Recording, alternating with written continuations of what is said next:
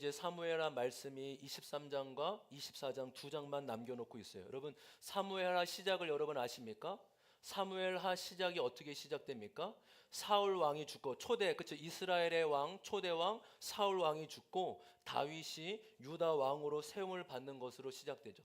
여러분 편하게 앉으시고 편하게 앉으시고 이제 이렇게 적으실 분들은 적으셔도 되고 또 저를 보시면 잘 이렇게 저를 우리 말씀은 귀로 들어가지만 또 눈으로 들어갑니다. 그래서 잘 봐주시길 바라겠습니다.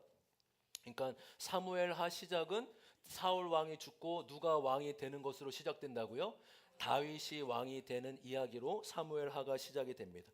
여러분 우리는 보통 왕이 되었다 그러면 그게 목적을 이룬 것이고 성공이라고 생각해서 다 이루었다고 보기 쉽습니다. 그런데 여러분 어떠합니까? 다윗은 왕이 돼서도요 그의 삶이 결코 평범하거나 평탄하지 않았습니다. 여러분 다윗의 인생이 얼마나 많은 시련과 좌절이 있었는지 몰라요. 그래서 이 다윗의 삶, 사무엘상 하나 또 시편을 보면 어쩌면 다윗만큼 인생의 쓴맛과 단맛, 산전수전을 다 겪어본 사람도 많지 않을 것입니다. 그래서 오늘 이 23장이요 다윗의 마지막 말이라고 이렇게 붙여주고 있어요. 한번 따라해요. 다윗의 마지막 말. 한마디로 얘기하면 다윗에게 성공은 성공이 아니었고 실패가 실패가 아니었습니다. 저는 이 말을 굉장히 좋아해요. 성공은 성공이 아니고 실패가 실패가 아니다. 세상의 기준으로 말하면 말이 안 되는 거지만 하나님의 기준으로 말하면 얼마든지 말이 될 줄 믿습니다. 왜 그렇습니까? 하나님의 백성에게는 일어나는 모든 일이 자신의 구원과 거룩을 이루어 가시는 하나님의 주권 아래 놓여 있기 때문인 것이죠. 그래서 오늘 우리가 함께 살펴보는 이 23장은 다윗이 이제 인생을 마무리하는 그때, 이제 인생의 종착지로 가고 있을 그때 고백하는 거예요. 그래서 1절 시작을 보시면 다윗이 마지막으로 남긴 말이다라고 얘기하고 있어요. 다윗이 마지막으로 남긴 말이다. 여러분 이 구절은 이제 보통 두 가지로 그렇게 해석합니다. 다윗이 죽기 직전에 한 말이다. 근데 보통 대부분은 다윗이 이제 인생의 말년에 한 말로 그렇게 해석되어집니다. 그러니까 중요한 것은 때보다도 마지막 남긴 말이라는 표현에 담겨진 의미인 것임을 믿습니다. 여러분 이 마지막 말이라는 것은 다윗이 이 안에 얼마나 진심을 담았고 반드시 필요한 의미가 이 말에 마지막 말에 담겨져 있다 이렇게 말할 수 있지 않겠습니까? 그러니까 마치 여러분 인생에 엑기스가 담긴 것처럼 다윗의 인생을 돌아보며 인생의 의미는 이렇더라. 다윗의 인생의 정수를 살펴볼 수 있을 것 같습니다. 그러면서 다윗은 23장을 시작하며 다양한 표현으로 자신을 소개해요. 우리 1절 말씀 같이 한번 읽어볼까요? 시작. 이것은 다윗이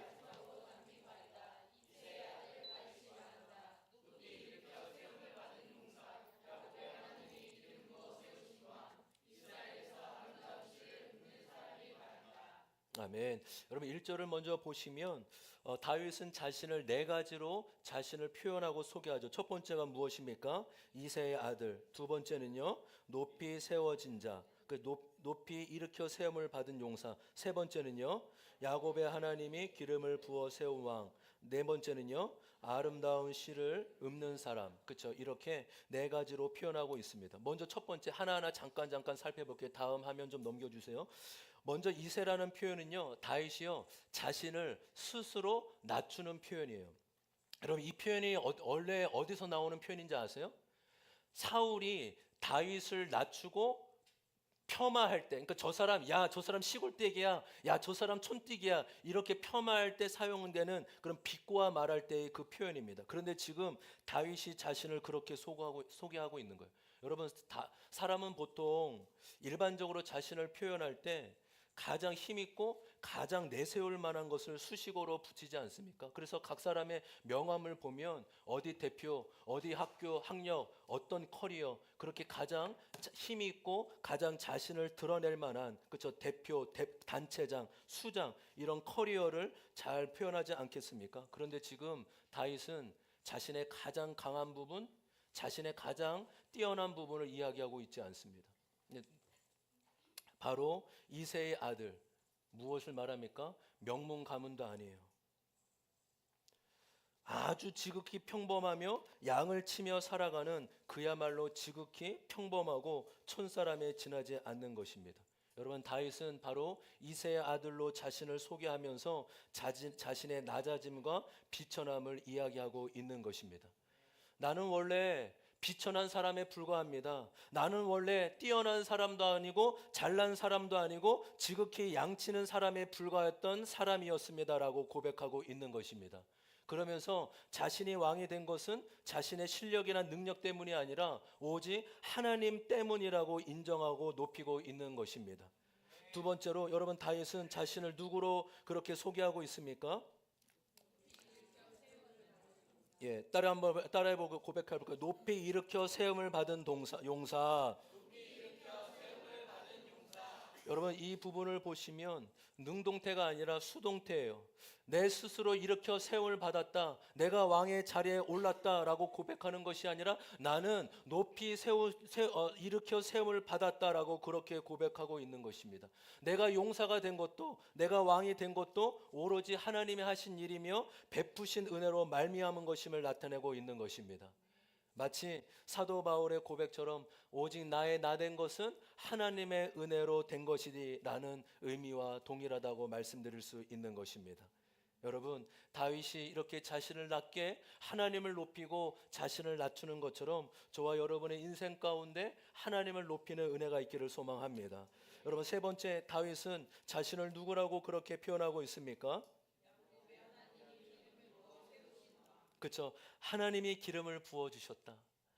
하나님이 나에게 기름을 부어주셔서 왕으로 삼아주셨다라는 거죠. 근데 여러분 여기에 한 가지 특이한 점이 있어요. 성경책이나 큐티니 있으면 야곱의 동그라미 치면 좋겠어요. 야곱의 하나님. 여러분, 왜 이 다윗이 보통 이제 구약에서는 아브라함의 하나님이라고 표현하는데 왜 야곱의 하나님이라고 표현하고 있을까요? 바로 야곱은 참 연약한 게 많았고 사람 냄새가 지극히 나는 냄새. 그렇죠. 저와 여러분처럼 속고 속이는 자. 여러분, 야곱의 별명이 뭐죠? 야곱의 별명, 속이는 자, 간사한 자가 야곱 아니. 여러분, 좀 더우신가요? 추우신가요? 예, 예, 조금 찌뿌둥하신 것 같아서 잘 이렇게 저를 봐주시고. 예. 찬양 때 너무 힘을 뺐나요? 너무 은혜가 돼서. 그렇죠. 저를 잘 이렇게 봐주시기 바랍니다. 여러분, 야곱은 구약의 인물 중에 참 연약한 게 많았고 사람 냄새가 나며 속고 속이는 인생을 살았던 자입니다. 그런데 하나님께서 그런 야곱을 이스라엘로 이름을 바꿔 주시면서 믿음의 사람으로 만들어 가신 분이 우리 하나님이심을 믿습니다. 그러니까 다윗이 얘기하는 거예요. 내가 왕이 된 것은 나는 형편이었고 양을 치는 사람에 불과했지만 하나님이 야곱을 이스라엘로 택해 믿음의 사람으로 만드는 것처럼 하나님이 나를 약한 사람에서 한 나라의 왕으로 세워주신 분이 우리 하나님이십니다 라고 고백하고 있는 것입니다. 여러분, 다윗은요, 아무도 주목하고 있지 않았어요. 심지어 아버지도 형들조차도 그를 무시하고 핍박했던 자죠. 그리고 처음 기름을 부었던 사무엘조차도 전혀 기대하지 않았던 인물이에요. 여러분, 그래서 우리 그런 얘기들 있잖아요. 큰 사람은 시골에서 난다. 저는 그런 것 같아요. 어렸을 때 여러분 시골에서 키우는 게 너무 좋지 않나요? 어떤 정서와 여러분들 옆에 분들도 그 이제 시골 분들 있잖아요. 저도 시골에 충주가 고향이거든요. 근데 조금 살았어요. 너무 한 3살의 대전으로서 너무 아쉬워요. 한 10살까지는. 옆에 사람들이 그렇게 아름다운 사람이고 정서가 풍부한 것은 시골에서 태어났기 때문입니다. 그래서 그렇게 축복했으면 혹시 대전 서울 분도 계신가요? 우리 강률 집사님, 그렇죠. 전혀 서울인지 몰랐는데 서울이 고향이래요. 의외네요. 전혀 의외입니다. 여러분, 다윗이 그렇다고요. 진짜 시골 냄새나고 아버지나 형들조차 주목하지 않는 그런 인물에 불과했습니다. 이렇처럼 보잘것없는 사람이었지만 하나님이 다윗을 세워주셨고 기름 부어 주셨기에 하나님의 사람으로 쓰임받고 있는 것입니다. 마지막으로 다윗은 1절에 자신을 누구라고 소개하고 있습니까? 다시 말해 다윗은 찬양하는 사람이에요. 다윗은 수많은 설명과 표현 중에 나는 바로 하나님을 노래하는 사람입니다. 하나님을 찬양하는 사람입니다 라고 고백하고 있습니다. 저는 우리 모든 성도님들이 하나님을 찬양하는 삶이 되기를 소망합니다. 여러분 시편이 150편이나 되는데 그 중에 반 이상을 다윗이 썼음을 알고 있죠.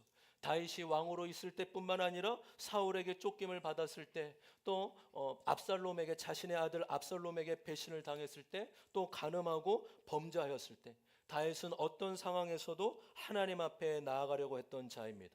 단순히 노래가 좋아서가 아니에요. 하나님 앞에 자신의 마음을 토하며 곡조를 담아 노래하였음을 믿습니다. 그래서 다윗은 이거 자랑하고 싶은 거예요. 나는 하나님을 찬양하는 사람입니다. 나는 하나님을 평생 찬양한 찬양 사역자입니다. 저는 우리 교회가 40대, 50대, 60대, 70대까지 찬양팀으로, 악기팀으로 섬기는 은혜가 있었으면 좋겠습니다. 할렐루야. 70대 드러머, 여러분 얼마나 멋있어요. 할렐루야. 80대 피아노 반주자, 얼마나 멋있어요. 그 10대는 말할 것도 없어요. 10대는 무조건 막 때려 부셔야 되는 거 막. 물론 이제 우리 아이들이 막 와서 때려 부시는데 진짜 때려 부시지 말고 악기를 배우라고요. 하나님을 찬양하는 데 있어서 기타도 배우고 드럼도 배우고. 근데 젊은 사람만이 아니라 장년, 노인, 70대, 80대 하나님을 마음껏 찬양, 백발이 돼서 얼마나 근사하고 멋있겠어요. 와, 하나님을 평생토록 찬양한 그 사람이 바로 다윗이었음을 보여주고 있는 것입니다. 일평생 하나님을 노래하며 하나님을 높이는 찬양의 삶을 살았던 것이죠. 여러분, 다윗이 1절에 자신을 다양한 표현으로 소개하는 공통점이 하나 있습니다. 그것은 바로 자신을 높이는 데 목적이 있는 것이 아니라 하나님을 높이고 인정하고 있다는 사실이에요. 여러분, 믿음이 무엇일까요? 믿음은 인생의 주어 싸움이에요. 누가 주어 자리에 있는가 하는 것이죠. 여러분, 믿음은 인생의 주어를 하나님으로 삼는 것임을 믿습니다. 여러분 잘 들으십시오. 이 믿음이란 일시적인 게 아니에요. 나는 구원받았으니 됐다? 여러분 전혀 그렇지 않아요. 저는 목회자 자녀, 장로 자녀가 제일 걱정되는 사람이에요. 여러분 모태신앙 좋은 걸까요? 복이에요. 근데 그 복이 오히려 위험할 수 있다고요. 왜요? 이 믿음은 한 번이 일시적으로 일어나는 사건이 아니라 우리가 평생 해 나가야 될 영적인 싸움, 내가 주어의 자리에서 내려가고 하나님을 주어 삼는 과정임을 믿습니다. 다시 한번 믿음이 무엇이라고요? 여러분 믿음이 무엇입니까? 이건 오늘 이번 주에 마음에 잘 담았으면 좋겠습니다. 우리는 지난 주말 이 조이풀 수련회의 시간을 가졌죠. 여러분 부흥회나 집회처럼 뜨거운 시간은 아니었지만 하나님 안에서 영적인 통찰력과 자기를 인식하는 시간을 가졌습니다. 여러분 그 배운 진리를 마음에 잘 새기는 은혜가 있기를 소망합니다. 여러분 TCI나 이고그램을 통해 나를 이해하고 나를 아는 것의 목적 자체가 아니라는 걸 여러분 분명히 아셔야 돼요. 여기서 끝나면 안 된다는 거 여러분 분명히 아십니까? 아멘. 내가 이래서 이렇구나. 그래서 나는 나의 생존 방식으로 나에게 집착하고 나를 벗어나지 못하는구나. 이것이 옛사람의 모습이구나. 여러분 수련회 때 알게 된 것은 나의 옛사람을 알게 된 것임을 믿습니다. 아멘. 끊임없이 우리는 옛사람으로 돌아가려고 한다고요. 다시 말해 인생의 주어를 나로 삼으려고 하는 것입니다. 여러분 그런데 믿음은 무엇입니까? 옛사람을 벗어버리고 새 사람을 입는 것이 믿음인 것이에요. 여러분 수련회 때 나를 알게 돼서 너무 좋았어요. 내 남편을 알게 돼서 너무 좋았어요. 이거 아무 소용이 없다고요. 그것도 중요하지만 그건 시작에 불과한 것입니다. 그 시작이 우리가 믿음으로 우리의 새 사람으로 그리스도로 나아가는 은혜가 있기를 소망합니다. 그래서 하나님 우리의 삶에 끊임없이 하시는 작업이 무엇인지 아시죠? 깨뜨리는 작업이라고요. 깨뜨리는 작업이에요. 우리가 하나님의 택한 백성이 맞다면 하나님은 우리를 끊임없이 깨뜨리는 작업을 하십니다. 여러분 청년들이 언제 하나님을 제일 많이 만나는지 아세요? 군대 간 청년들이 언제 하나님 만나는지 아세요? 차였을 때요. 차였을 때. 네? 초코파이 먹었을 때요? 네. 그건 한두 번 가죠. 이제 그거는 이제 진심한 믿음이 아니고. 근데 차이고 깨졌을 때. 저는 저희 자녀한테 얘기해요. 얘들아, 23, 4 이상 때 연애해. 그때 만나. 우리 청년들 알아서 하세요. 저는 우리 자녀들한텐 24, 셋 자기만의 어떤 나름의 가치관과 사람을 볼 수 있을 때 만나려고 합니다. 하나님 우리를 끊임없이 깨뜨리신다고요. 특별히 내가 강하려고 하는 걸 깨뜨리신다고요. 왜요? 나에게 소망이 있는 것이 아니라 하나님께 소망이 있음을 알기 위한 것입니다. 나에게 정답이 없고 하나님의 말씀에 정답이 있음을 알게 하시려고 끊임없이 일하고 계신다는 사실이에요. 여러분, 하나님이 저와 여러분을 깨뜨리고 있다라는 것을 여러분 믿고 계십니까? 여러분, 그럴 때 하나님이 그 깨뜨리는 과정과 작업 가운데 하나님께 맡길 수 있는 은혜가 있기를 주님의 이름으로 소망합니다. 다윗은요, 모든 시간을 통해서 왕이 돼서 끝이 아니라고 오히려 왕이 돼서 더 크게 넘어지고 더 범죄하게 되고 더 자녀들에게 배신을 당하는 파란만장한 삶을 살지 않았습니까? 다윗은 이 모든 시간을 통해 더 깨어질 수밖에 없었던 것입니다. 그렇기에 다윗은 자신에게 소망을 둔 자가 아니라 하나님께 소망을 둔 자로 나아갈 수 있었습니다. 여러분, 저와 여러분이 다윗처럼 마지막을 맞이하게 될 것이에요. 여러분, 그때 어떤 이야기를 우리의 자녀에게, 가족에게, 또 가까운 사람에게 무슨 말을 건네주겠습니까? 오늘 다윗의 그 1절처럼 우리의 인생이 하나님으로부터 왔음을, 하나님이 소망이 되심을 드러내고 나타내는 삶이 되기를 소망합니다. 저는 이 시대가 참 쉽지 않은 세대 같아요. 그래서 우리 자녀 세대들이 이 스펙과 커리어를 쌓기 위해 얼마나 고분분투하고 열심히 살아가지 모릅니다. 근데 우리 젊은 자녀들, 젊은 세대들 잘 들어보십시오. 최고의 스펙은 학력이나 커리어가 아닙니다. 최고의 스펙은 하나님을 주어로 모시고 사는 삶이에요. 우리 부모님들도 자녀에게 끊임없이 가르쳐, 얘야, 너의 인생이 하나님께 달려 있어. 너의 인생의 최고의 스펙은 하나님을 주인 삼아 살아가는 삶이야. 여러분, 인생에서 하나님을 빼놓고는 생각할 수 없는 것이 최고의 복임을 믿습니다. 한번 우리 옆 사람에게 이렇게 한번 물어볼까요? 이렇게 축복해 볼까요? 하나님을 빼놓고 생각할 수 있겠습니까? 하나님을 빼놓고 생각할 수 있습니까? 그때 이렇게 대답해 줄게요. 전혀 없습니다. 그렇게도 한번 전혀 없습니다. 전혀 없습니다. 왜 그렇습니까? 하나님을 빼놓고 생각할 수 없는 삶이 최고의 인생이라고 말씀하고 있기 때문인 것이죠. 우리 계속해서 2절 말씀 같이 한번 읽겠습니다. 시작. 주님의 영이 2절에 좀 밑줄을 치면 너무 좋겠고요. 주님의 영의 동그라미를 쳐볼까요? 다윗은 자신을 소개한 이후에 주님의 영이 자신을 통해 말씀하신다고 합니다. 이것은 자신의 생각에서 비롯된 말이 아니라 하나님이 주시는 메시지라고 그대로 말하고 있다는 의미인 것이죠. 여러분, 우리의 삶의 기준이 무엇입니까? 하나님의 말씀이 우리의 삶의 기준임을 믿습니다. 내 경험, 내 생각, 내 의견보다 더 중요한 것은 영원히 변하지 않는 하나님의 말씀인 것이죠. 그렇게 다윗이 하나님의 영이 나에게 임하여서 말씀한다 하면서 이렇게 고백하고 있습니다. 3절의 말씀 같이 한번 읽어보겠습니다. 시작. 이스라엘의 하나님이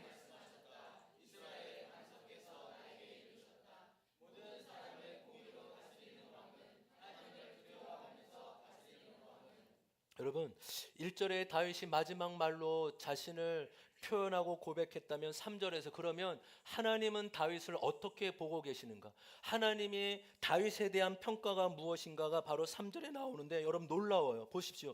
하나님이요 다윗을요 두 가지를 말씀하십니다. 첫 번째 어떤 사람, 어떤 왕이래요? 그렇죠? 어떤 왕이라고요? 모든 사람을 공의로 다스리는 왕이 다윗이래요. 또 두 번째는 무엇입니까? 하나님을 두려워하면서 다스리는 왕이라고 말씀하십니다. 여러분, 너무나 아름답고 훌륭한 왕의 모습 아니에요? 사람에게는 공의와 공의와 사랑으로 섬깁니다. 그리고 하나님께는 어떻게 해요? 하나님께는 경외함으로 나아가는 왕의 모습. 여러분, 이런 왕이면 최고의 왕으로 삼을 수밖에 없지 않겠습니까? 여러분, 사람은요 누구나 다 사람의 시선과 비위를 신경 쓸 수밖에 없어요. 그래서 여러분, 권력의 이수가 무엇인지 아세요? 누구의 줄을 타느냐. 지금 정치적으로도 여러 가지 어려움들이 있잖아요. 왜 그래요? 누구 줄 탈 것인가? 어디 정당 탈 것인가, 어디 라인 탈 것인가, 들어갈 것인가. 왜 그렇죠? 그래서 모든 사람은 한쪽에 치울 수밖에 없고 공정함이 깨질 수밖에 없는 것입니다. 그래서 여러분 그런데 다윗에 대해 뭐라고 했습니까? 다윗은 모든 사람에 대해 공의로 다스리는 왕이라고 말하고 있어요. 억울한 사람이 없대요. 한쪽으로 치우치지 않고 공정함을 유지하고 있다라는 사실입니다. 여러분, 그 비결이 무엇입니까? 바로 그 3절의 고백인처럼 다윗은 하나님을 두려워하며 경외하는 왕이었기 때문입니다. 여러분, 하나님을 두려워하고 경외하기에 사람을 두려워하지 않아도 되는 것이에요. 여러분, 둘 중에 하나인 것이죠. 사람과 환경을 두려워할 것인가, 하나님을 두려워할 것인가. 사람을 두려워하게 되면 하나님이 보이지 않아요. 그러나 하나님을 두려워하게 되면 사람을 두려워하지 않게 될 줄 믿습니다. 저는 이 말씀을 참 좋아해요. 여러분, 수련회 때도 함께 들었는데 여러분, 대부분의 많은 감정이 두려움에서부터 비롯된대요. 그래서 우리의 인간 존재가 두려움으로 참 많은 영향을 받고 있대요. 여러분, 사람들이 왜 그렇게 성공하려고 할까요? 두렵기 때문이에요. 사람들이 왜 그렇게 100살까지 좋은 거 먹고 그렇게 운동하려고 할까요? 두렵기 때문이에요. 왜 그렇게 성공하려고 하고 왜 그렇게 집착하려고 할까요? 두렵기 때문이에요. 그래서 성경은 우리 모든 인간은 존재적인 불안을 안고 태어난다고 얘기하고 있어요. 이건 심리학이 얘기해 주지 않아요. 저는 성경에서 찾아요. 성경은 인간이 존재적인 불안을 갖고 태어난 존재라고요. 저는 이거 깨닫고 굉장히 놀랐는데 별로 안 놀랐나요? 사람은 어떤 존재라고요? 따라 해주시면 어떻겠습니까? 사람은 어떤 존재라고요? 어려우신가요? 어려우신가요? 어렵지 않으시죠? 존재적인 불안을 갖고 있다고요. 근데 여러분, 놀라운 은혜가 무엇입니까? 그 두려움 때문에 우리는 하나님을 찾게 되고 하나님 앞에 나아가게 된다라는 사실입니다. 그렇게 저와 여러분이 하나님을 두려워할 줄 알아야 됩니다. 여러분, 이 말의 의미가 하나님 무서운 분이시다, 하나님 우리에게 벌 주는 분이시다, 이런 의미가 아니라는 걸 아실 겁니다. 하나님을 두려워한다는 것은 하나님을 가볍게 여기지 않는다는 거예요. 하나님을 무시하지 않는다는 것입니다. 하나님을 가볍게 여기지 않고 그분을 크신 분으로 우리의 삶에 늘 의식하며 살아간다라는 것을 말씀해 주고 있는 것입니다. 여러분, 하나님을 두려워하는 은혜가 있길 주님의 이름으로 소망합니다. 환경이나 사람이 아니라 하나님을 두려워하십시오. 여러분, 죄 무서운 줄 아셔야 돼요. 하나님을 떠난 죄가 얼마나 무서운지 우리는 알아야 된다고요. 다윗은 완전하지 않았어요. 실수도 많고 죄도 많았던 사람입니다. 어떻게 보면 우리와 별로 다를 게 없는 사람입니다. 그런데 한 가지, 다윗은 하나님을 두려워할 줄 알았다고요. 하나님의 다스림 밑에 놓이길 원했다고요. 그래서 하나님이 꾸짖으시면 빨리 회개의 자리로 나왔어요. 하나님, 잘못했어요. 하나님, 그러고 보니까 제가 하나님을 놓치고 있었네요. 하나님이 자신을 고쳐주시도록 자신을 내어 맡기고 하나님의 다스림을 받았다라는 것입니다. 두려워요. 저도 두려움이 많은 사람이에요.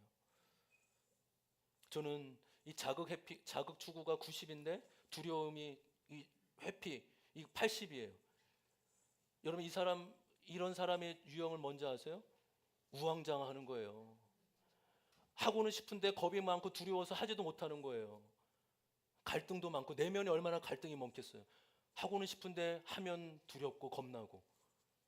여러분들이 저보다 훨씬 더 건강한 사람이에요. 저와 비슷한 분이 몇 분 계시더라고요. 장혜연 집사님, 저 깜짝 놀라서 저랑 같은 분이라는 걸 깜짝 놀라서 더 친해지려고요. 자극 추구가 굉장히 높으신 분이더라고요. 근데 이제 또 위험 회피도 굉장히 높으신 분이시고, 그러니까 재밌으신 분이에요. 그래서 재밌으신 분. 여러분, 왜 얘기하죠? 예. 두려우면 끊임없이 우리는 나를 내가 지키려고 한다고요. 지난주의 핵심이 뭐예요? 두려움이 오면 우리는 끊임없이 누가 나를 지키려고 한다고요? 다시요, 주목하세요. 두려움이 오면 끊임없이 누가 나를 지키려고 한다고요?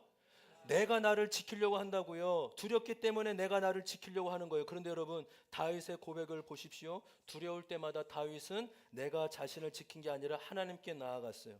그래서 시편 56편 3절에 이렇게 고백하고 있습니다. 같이 한번 크게 한번 읽어보겠습니다. 시작. 아멘. 우리 크게 읽어봅시다. 시작. 내가 두려워하는 날에는 내가 주를 의지하리이다. 아멘. 여러분 이 말씀 외우십시오. 한 주간 동안 이 말씀을 선포하고 고백하십시오. 주님, 내가 두려워하는 날에는 주님을 의지하리이다. 주님, 내가 두려워하는 날에는 주님을 의지하리라. 여러분 지금 외우세요. 외우는 건 입을 열어서 외우는 거예요. 고백하면서 내가 시킬 테니까 한 명씩 이렇게 한 단씩 우리 재혁 형제, 그다음에 평렬 형제, 그다음에 설수석 집사님, 그다음에 장희한 집사님 이렇게 시키겠습니다. 내가 두려워하는 날에는 내가 주를 의지하리이다. 한 주간 고백하라고, 이 말씀 고백하라고. 우리 잠깐 내려주시고요. 우리 설수석 집사님 한번 믿음으로 외워주시길 바라겠습니다. 네, 설수석 집사님. 네? 왜 이렇게 좋아하셔요? 너무 좋아하시는데요. 네. 네. 아멘. 우리 장희연 집사님. 아멘. 우리 배영렬 형제님.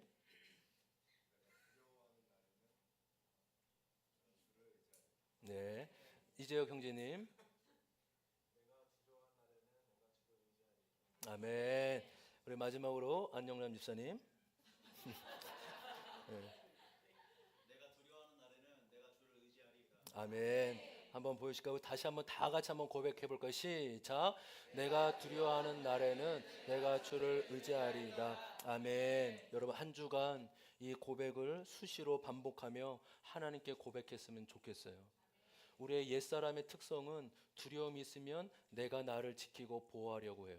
근데 새 사람은 누구입니까? 내가 두려울 때 하나님 앞에 나아가는 사람이 새 사람임을 말씀해 주고 있어요.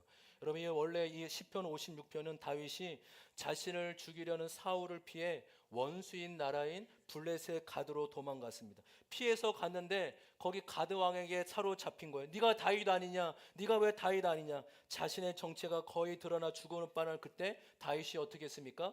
침을 흘리며 미친 척했어요. 아니다, 나는 미친 사람이다. 흉내도 못 내겠네요. 침을 흘리면서 난 미친 사람 흉내를 내지. 겨우 노임을 맡기고 그렇게 생명을 구하게 됩니다.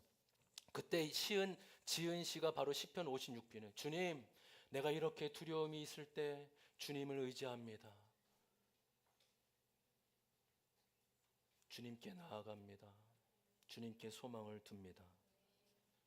한번 사진 보실까요? 아마 다윗이 이런 심정 아니겠어요?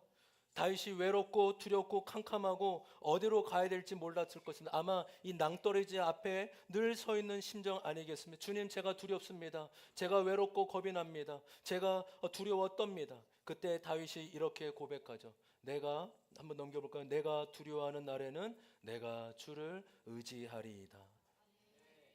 하나님, 내가 주님 두려움이 있을 때 주님을 의지합니다. 여러분, 누구의 다스림을 받길 원하십니까?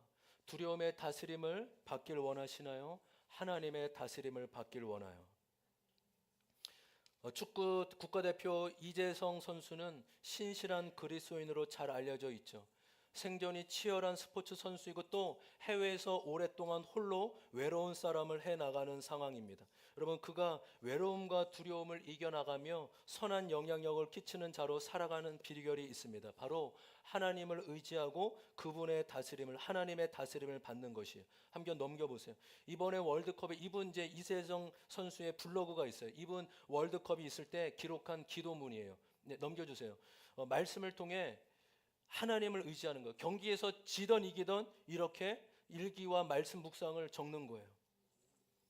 잠언 3장 5절 6절. 제가 알기로는 이게 멕시코 시합이죠. 멕시코 두 번째 경기 있을 때 적은 그 일기와 고백입니다. 잠언 3장 5절 6절. 너는 마음을 다하여 여호와를 신뢰하고 내 명철을 의지하지 말라. 너는 범사의 그를 인정하라. 그리하면 내 길을 지도하시리라.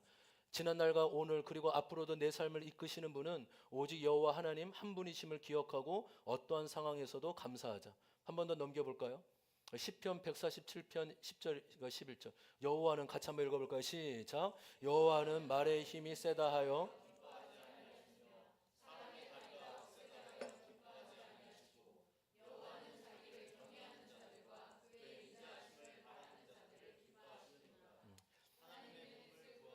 깨닫기 위한 하나님의 겸손이 필요할 때 나의 감정과 생각을 내려놓자. 여러분 이재성 선수가 10번이잖아요. 네. 예수님이 이재성 선수 기도할 때 이 이미지를 이제 일기장에 붙이고 있는 것이죠. 말씀을 통해 하나님을 의지하고 있죠. 나의 다스림을 받는 것이 아니라 하나님의 다스림을 받도록 말씀을 의지하는 것입니다. 여러분 너무나 귀하고 아름답지 않습니까? 여러분 하나님처럼 하나님을 인정하며 하나님의 다스림 안에 거하기를 소망합니다. 여러분 하나님을 두려워하며 하나님의 다스림을 받는 자는 어떠한 삶을 약속하고 계신지 여러분 한번 보실까요? 4절 말씀 같이 한번 읽겠습니다. 시작. 구름이 끼지 않는 어둠이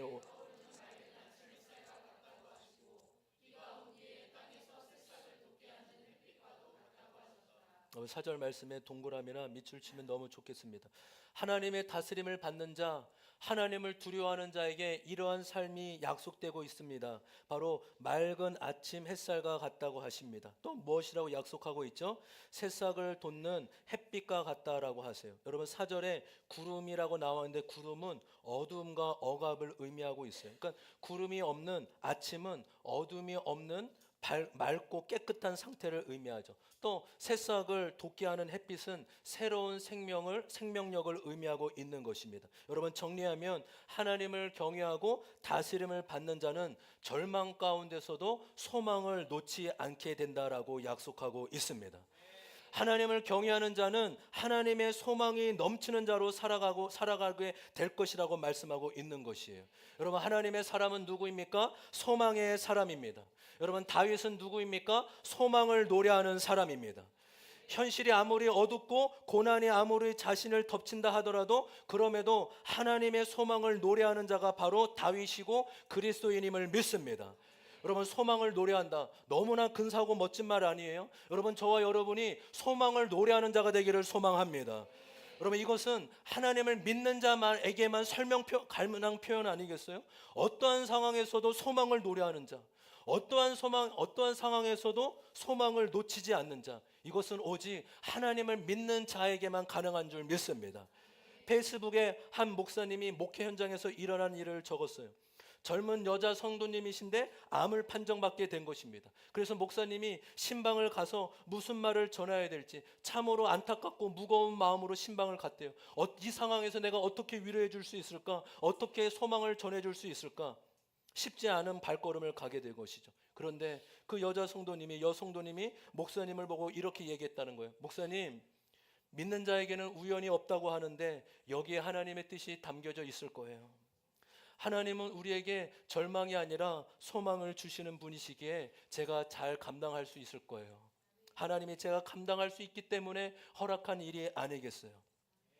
그 말을 듣는데 목사님 자신이 너무 부끄러웠대요.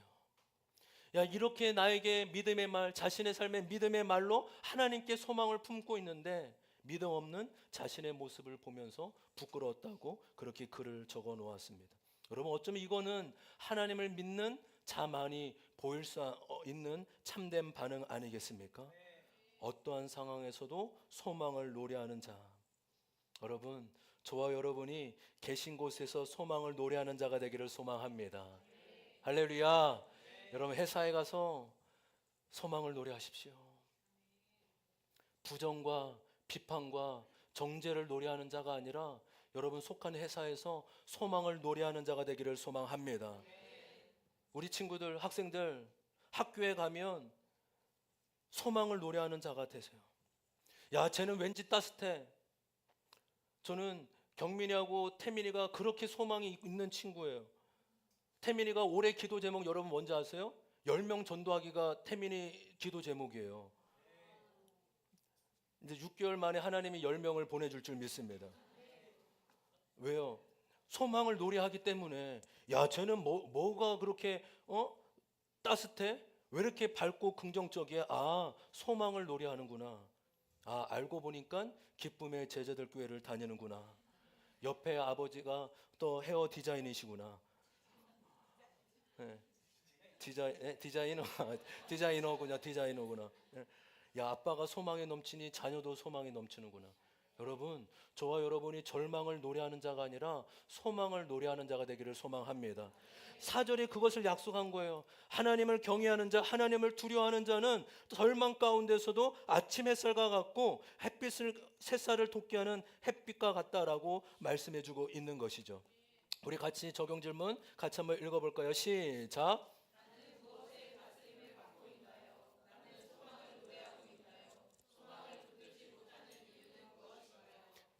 여러분, 반대로 이제 하나님을 두려워하지 않고 경외하는 자 하지 않는 자에게 모습이 나와 있어요. 6절과 7절.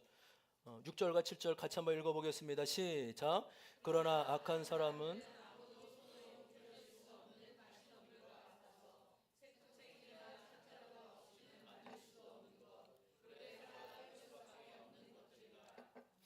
그럼 6절에 악한 사람들은 가시덤불과 같다고 말합니다. 악한 사람들이란 3절의 말씀은 하나님을 두려워하지 않는 사람과 반대되는 사람이에요.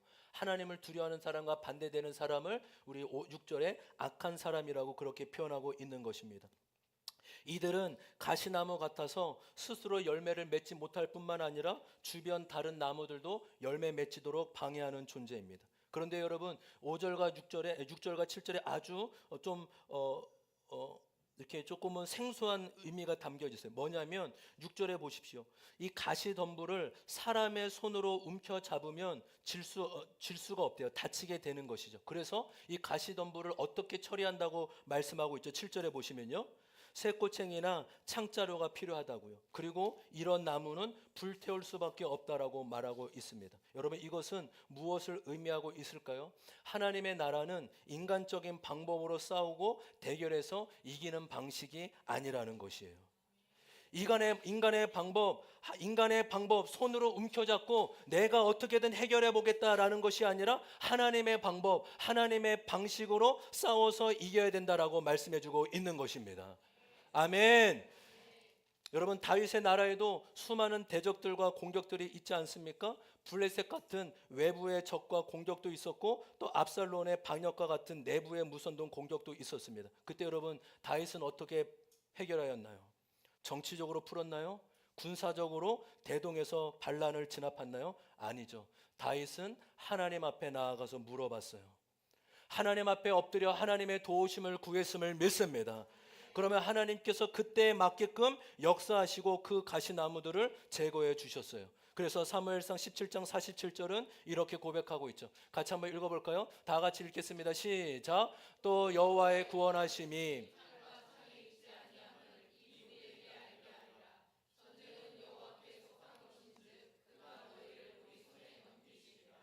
아멘. 할렐루야. 여러분, 하나님은 전쟁에 능하신 분이심을 믿습니다. 다윗은요, 전쟁이 자신에게 달려있는 것이 아니라 하나님께 속해 있는 것을 알았다고요. 그렇다고 다윗이 실력이 없지 않았죠. 다윗은 용사였어요. 용사였음에도 불구하고 다윗은 하나님을 의지하고 붙드는 인생이었죠. 그래서 우리가 이 찬양에서 기반한 것이, 이 가사에 기반한 것이 세상의 유혹 시험이라는 찬양이죠. 그 후렴에 보면은 우리 잘 알잖아요. 주를 찬양, 손을 들고 찬양, 전쟁은 나에게 속한 것 아니니. 주를 찬양, 손을 들고 찬양, 전쟁은 하나님께 속한 것이니. 여러분, 왜 손을 들고 찬양한지 아세요? 하나님께 맡긴다는 거예요. 하나님께 항복한다는 거예요. 하나님 도와주십시오. 하나님 붙들어 주십시오. 이런 의미가 담겨져 있는 것입니다. 여러분 사업, 여러분의 회사, 또 목회, 우리의 인간의 방법으로, 인간의 방식으로 해결할 수 있겠어요? 없어요. 저는 우리 교회가 뭐 새벽 예배, 작정 기도 이런 거 그렇게 강조하지 않는데 여러분, 작정 기도 좀 하시면 어떻겠습니까? 우리 교회는 그런 거 많이 얘기 안 하잖아요. 눈을 뜨시고 작정기도 여러분 30일, 100일, 1000일 작정기도 이런 거 강조 안 하잖아요. 왜냐하면 뭐 많이 저도 잘 못하기 때문에. 근데 여러분, 작정 기도란 뭐예요? 하나님의 선하신 뜻이 이루어질 때까지 기도하는 거예요. 하나님, 내 힘으로 하지 않겠습니다. 내 인간적인 방법으로 해결해 나가지 않겠습니다. 하나님의 방식, 하나님께 맡기며 하나님의 일하십시오. 이것이 여기에 담겨져 있는 것임을 믿습니다. 암 밖으로 오는 수없는 공격과 어둠의 가시들이 있지 않아요? 여러분, 그럴 때 인간의 방식으로 해결하실 거예요? 여러분, 분명히 아셔야 될 것이 있습니다. 우리에게는 통하지 않는 거예요. 가시나무를 우리의 손으로 잡아도 우리는 절대 통하지 않습니다. 왠지 아세요? 하나님의 백성이 맞다면 하나님이 우리의 인간의 방법이 통하지 않게 만드세요. 다시 한번요. 6절에 6, 7절의 말씀. 우리가 악한 사람이 아니고 우리가 착한 사람이 아니라 하나님의 택한 백성. 이해되시죠, 여러분? 아멘. 그 악한 사람의 반대는 선한 사람이 아니라 하나님의 택한 백성, 하나님을 경외하는 사람이잖아요. 하나님을 택한 백성이 맞다면 인간의 방법이 통하지 않게 하세요.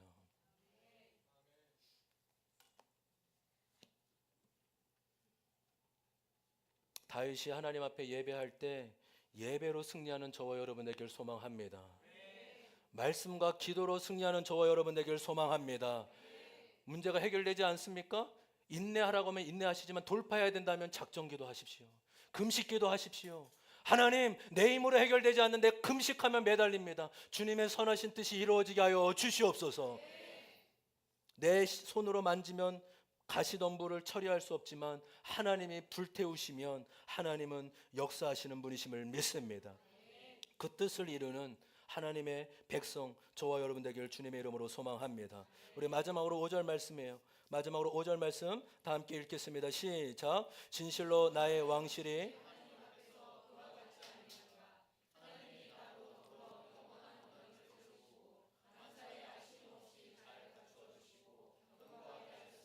어찌 나의 구원을 이루지 않으시며 어찌 나의 모든 소원을 들어주시지 아니하시라. 아멘.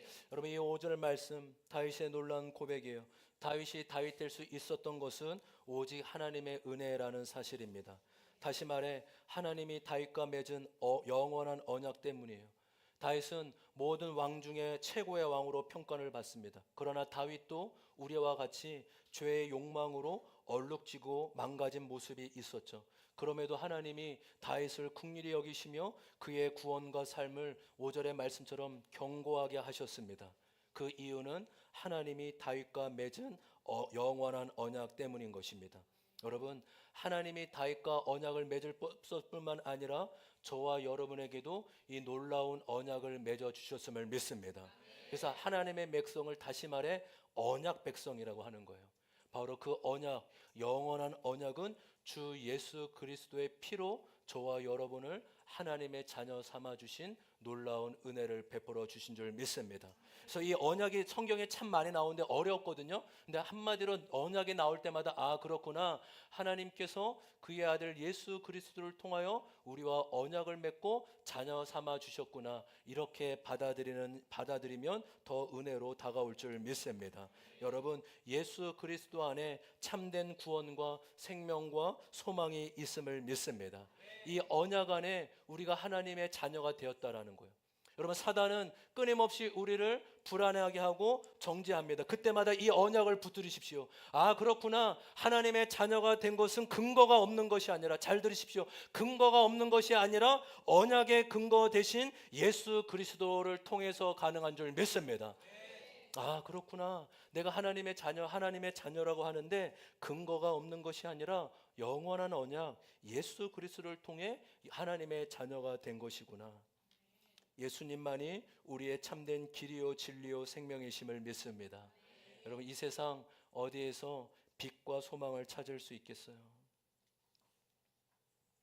하나님 말씀 안에서만 참된 빛과 진리와 소망이 있음을 믿습니다. 여러분, 그래서 우리가 한 주간 우리의 주님이 우리의 언약을 맺으신 분이심을 믿고 그분의 통치 아래 거하는 삶을 되기를 소망합니다. 주님, 그래서 이 5절의 말씀, 약속의 말씀처럼 아, 나의 구원과 거룩을 이루어 가시는 분이 하나님이시군요. 내가 주님을 의지합니다. 주님께 왕되심을 선포하며 주께 나아갑니다. 그렇게 하나님 옆에 나아가는 은혜가 있었으면 좋겠습니다. 우리 시간 다 함께 같이 일어났으면 좋겠어요. 적용 질문 같이 한번 읽고 찬양의 자로 나아갑니다. 적용 질문 같이 한번 읽겠습니다. 시작.